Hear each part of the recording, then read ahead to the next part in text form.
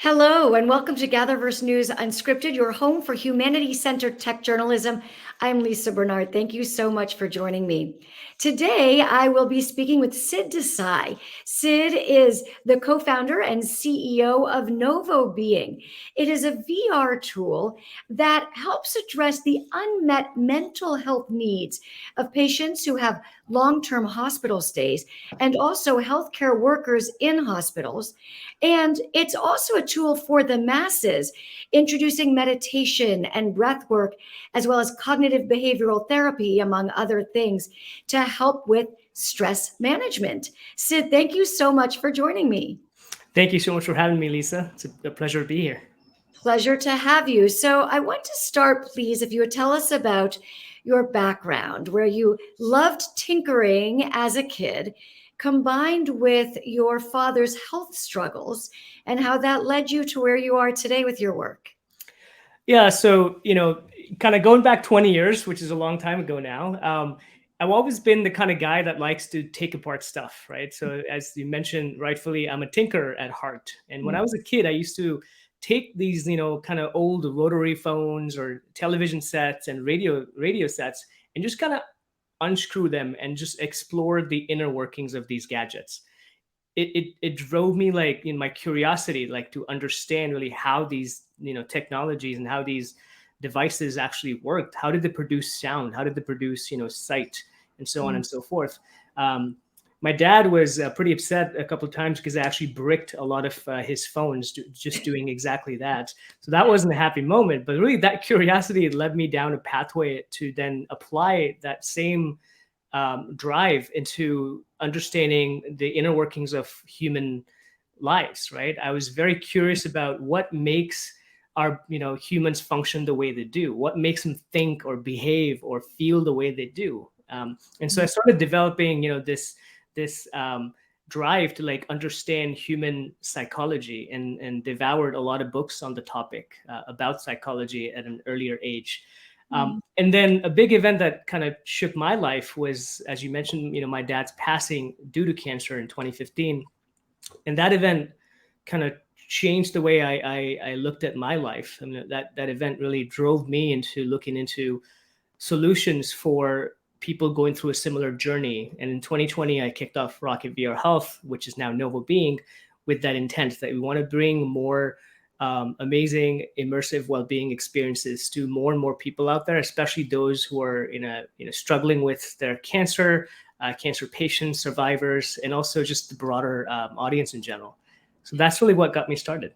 So great. So in terms of, let's talk specifics, you have some clinical trials ongoing, if I'm correct, at the Mass General Hospital. You've worked at the University of Calgary, also UPenn, with patients who have cancer, as you've mentioned, and specifically stem cell transplants. These patients have to be isolated for a month at a time. Tell me about that anxiety for those patients and how you had this idea to address that. Yes, our first partnership was with University of Calgary. We were looking at the use of virtual reality immersion and virtual reality meditations to lower chronic pain, chronic cancer pain, and anxiety in this population. But then soon after, I'm here in Boston, and we kicked off a study with Massachusetts General Hospital. And when I met with the researcher that we're now working with, Dr. Arij Johari, she immediately found value in what we're building, but more importantly, found value in the application of what we're building to a very specific audience, in this case, patients undergoing stem cell transplants. So as you said, these individuals, they go through a pretty intense hospitalization, 30 days, sometimes 40, 50 days, depending on their condition. And they can't really leave that hospital floor just because they're immune compromised. They can't really go outdoors. And a lot of these hospitals don't even have windows for these individuals to view and check out the outside world during their intense hospitalization. So as you can imagine, their distress levels can be extremely high. And these patients develop a lot of mental health disorders, not just anxiety disorders, but also depression and PTSD from these intense hospitalizations. So what we are doing is we're working with the hospital to co-develop an intervention that is completely digital. It's available over virtual reality. And it transports these individuals to beautiful nature-based locations Mm. where we not only provide them with relaxation material, but also therapeutic interventions that are clinically proven to reduce anxiety and distress and PTSD. So we're going through that trial right now, and we're super excited to be partnering with them. So do you have any results yet? Do you have any results with these patients? So the trial that's ongoing at MGH, we don't have the results yet. We just kicked that off 3 months ago. So we're probably going to have to spend another 4 or 5 months before we have some meaningful data back. But we did get the qualitative results back from our study with the University of Calgary. And the results were just fantastic. Over 90% engagement rates of the protocol of the product that we used in that study.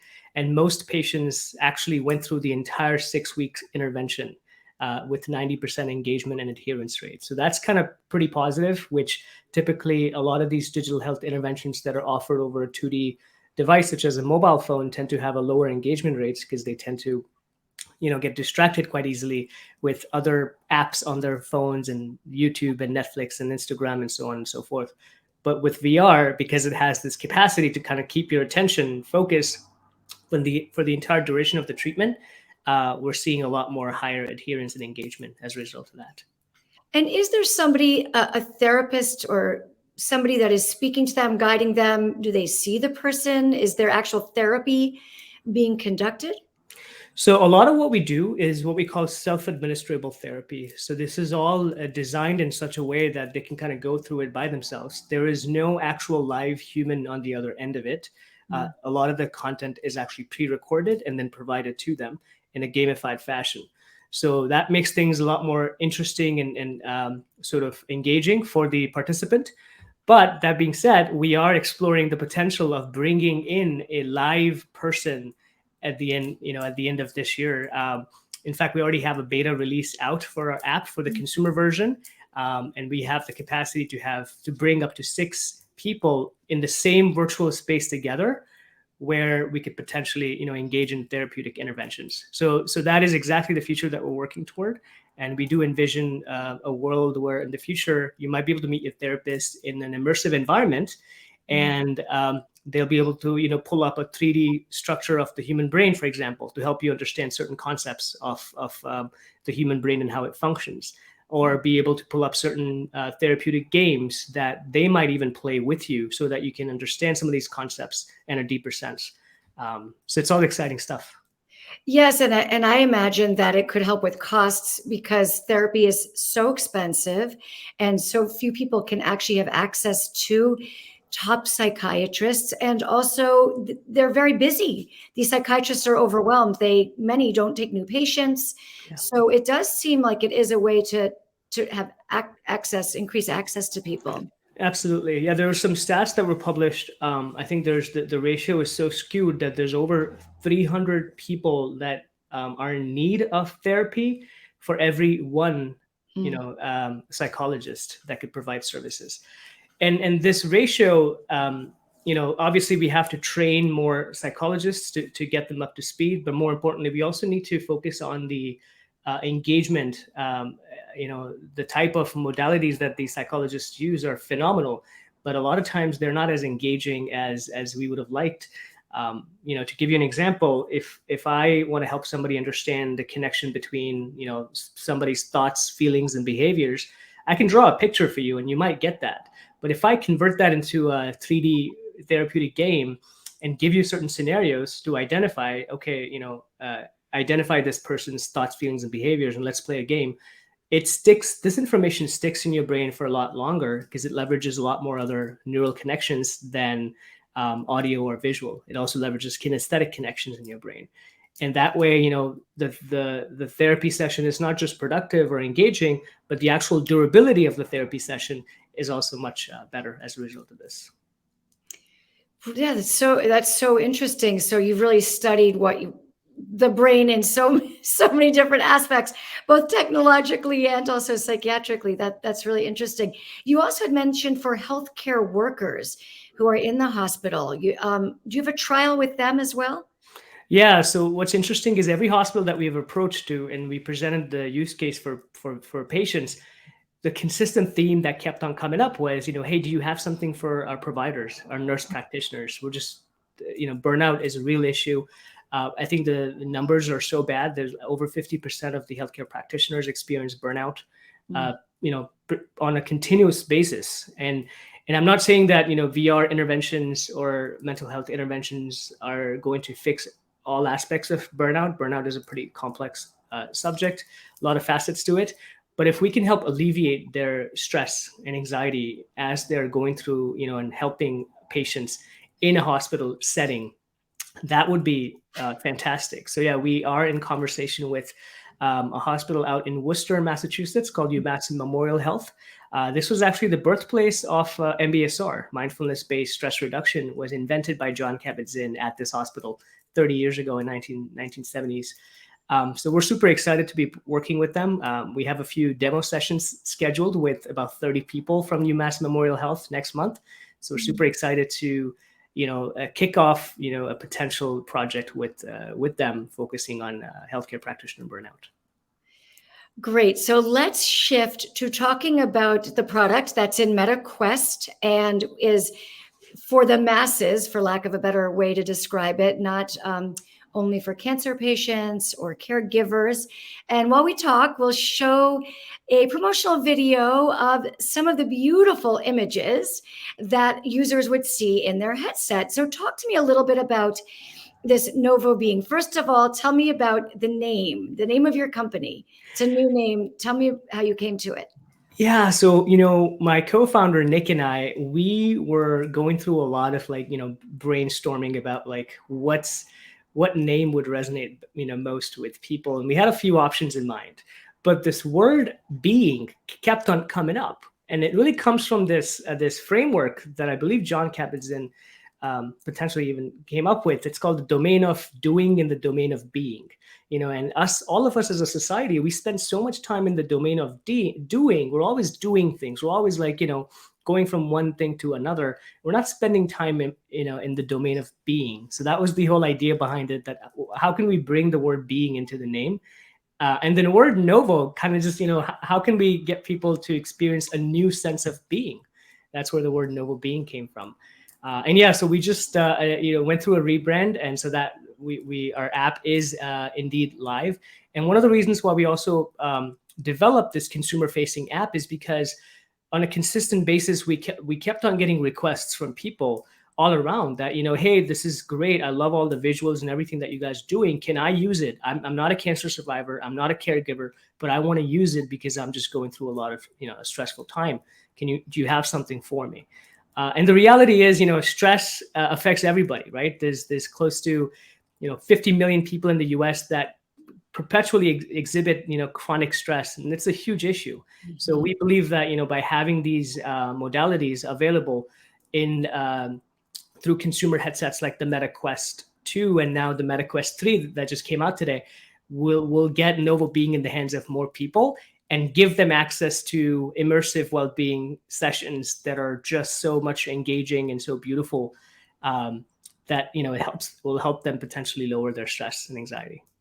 It does seem to me that it is a bit of a crowded space, though. I mean, I know of Trip, 360 Relaxation, Supernatural, Flow VR.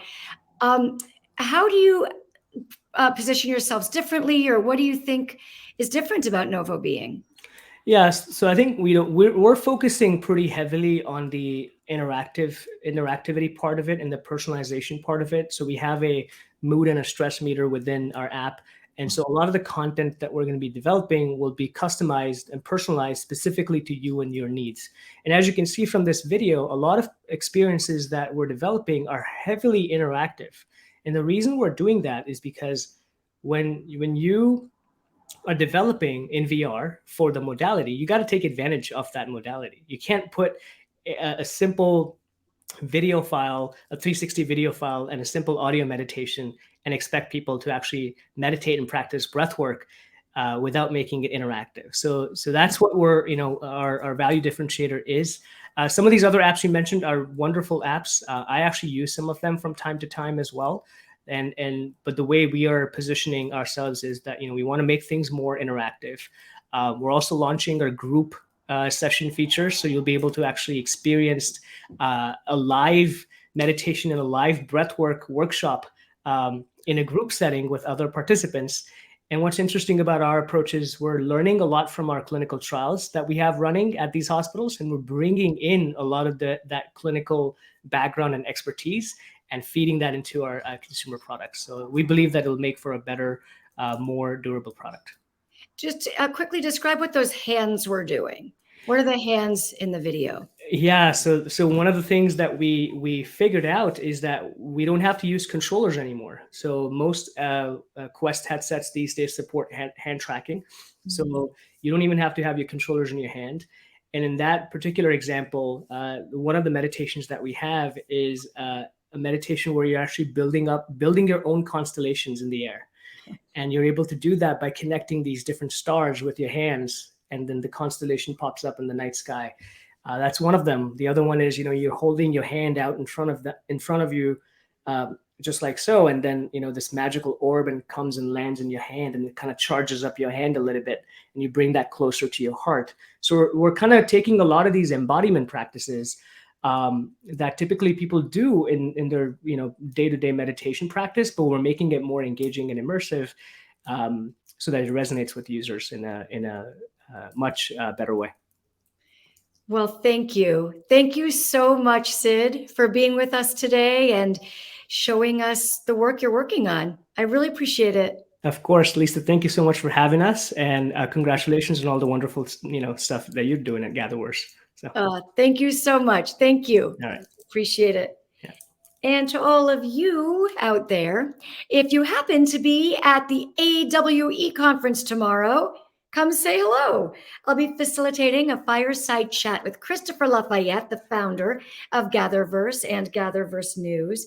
He's an emergent technologist and a humanitarian, and you won't want to miss our discussion about the importance of striking a balance between technological advances and human values. Come see us at 12:45 Pacific time tomorrow. And at the same time, right here tomorrow, Jade Hernandez will be hosting GatherVerse News Unscripted. Jade will have a discussion with Jill Tucker, and they'll talk about how educators are handling the emergence of ChatGPT. Jill is a longtime education reporter in California, and she's dug into why some school districts are banning ChatGPT while others are using it to help rewrite curriculum. That's tomorrow at noon Pacific time, right here on GatherVerse. Thank you so much for joining me today. Hope you have a great day.